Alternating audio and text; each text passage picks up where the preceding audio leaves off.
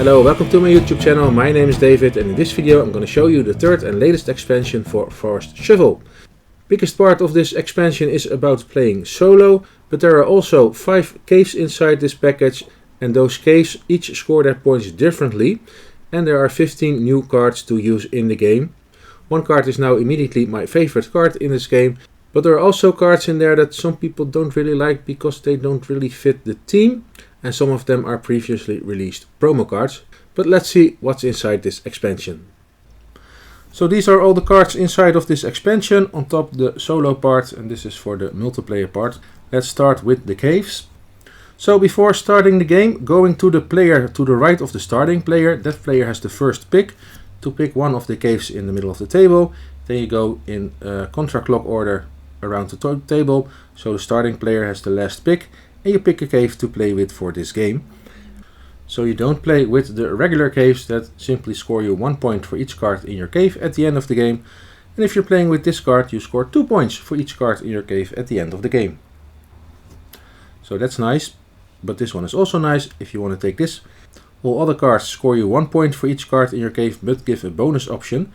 In this case, 3 points for each bed in your forest. So if you're starting with this cave, you're sure gonna try to collect a lot of beds. This one gives you the bonus of drawing a card whenever you place a card in your cave. The Lonely Cave, this one I like because usually I don't have any cards in my cave at the end of the game. In this case I would score 5 points if there are no cards in your cave. And finally we have the Smuggler's Cave. Whenever you gain a bonus, so you pay for a card with the right colors to score the bonus of that card, you can place one of the cards that you used to pay for, not on the clearing, but into your cave. So that will score you also additional points. And those are the 5 caves you can use to play this game now. Then we get to the 15 regular cards. Most of them have nothing special.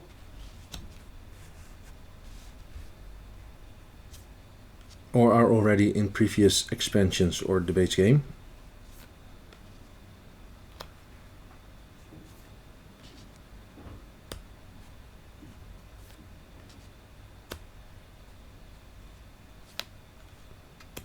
The mistletoe is something special because if you place it on top of a tree, you have to flip the tree to its other side so it becomes a sapling.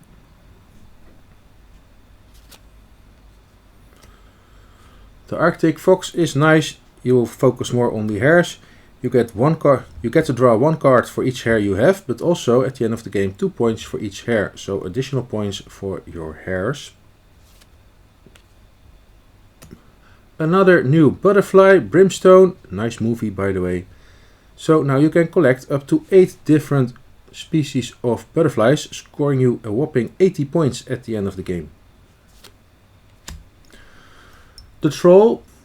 There are some people who don't like this troll because it doesn't fit in with all the other animals and plants in this game, but I guess it's from a promo. And of course, if you don't like it, you can always choose to leave it out of the game. However, if you play with it and you place the troll in your forest, you get to draw 1 card from each opponent's hand and put those cards in the clearing. Here's another one that's questionable, but it's a palm tree. And this is a different species of tree, so it also has its own symbol. The Christmas tree counts as a normal silver fir.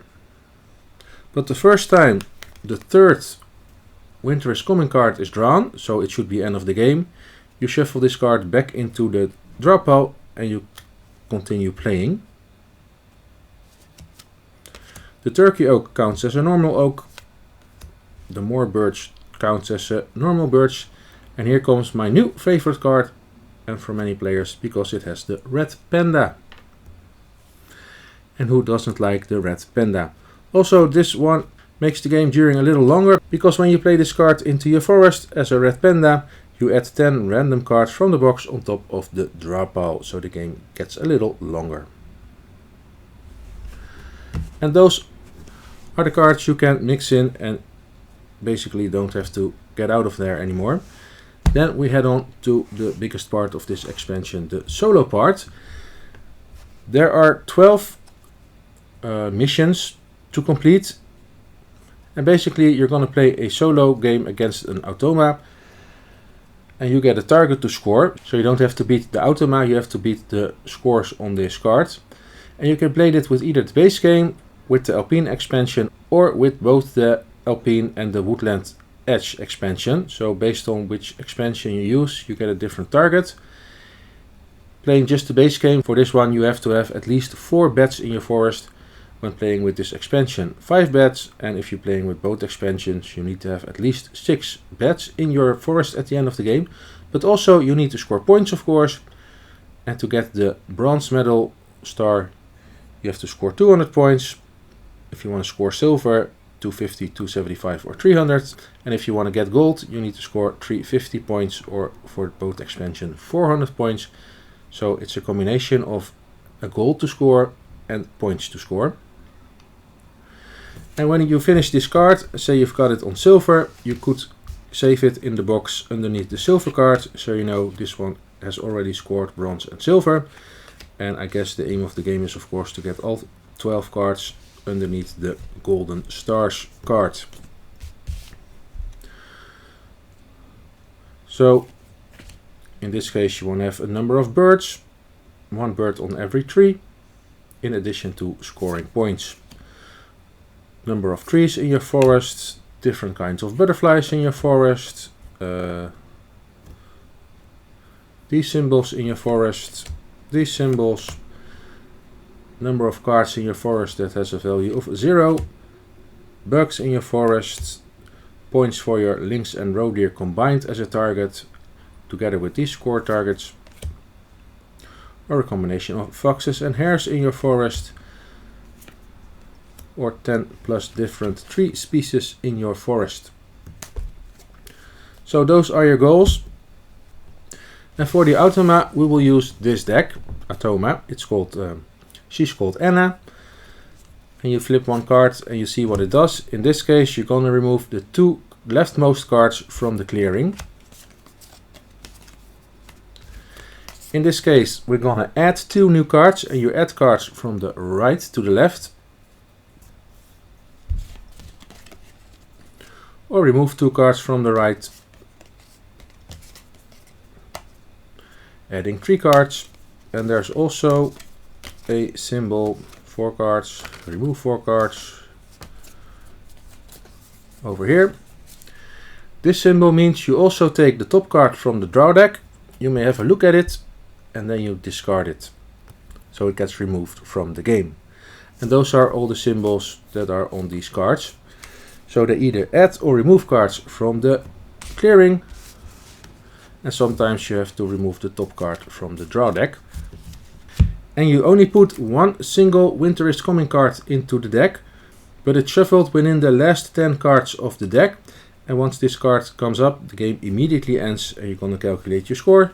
And then you hope to beat, of course, the golden stars from your target. I read some first comments that it is very easy to beat the cards. So let's find out in my next video, because of course I'm gonna try it out and we'll play one of those missions, see if I can make it. But that is what's inside this expansion, the Forrest Shuffle Exploration expansion. New caves that each score points in their own way.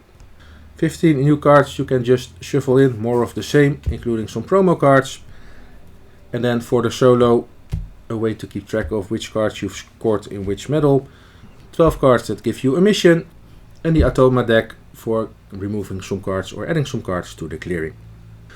So if you have any questions about the cards in this expansion or Forrest Shuffle in general, please feel free to ask them in the comments below. My name is David, thank you for watching and hope to see you next time.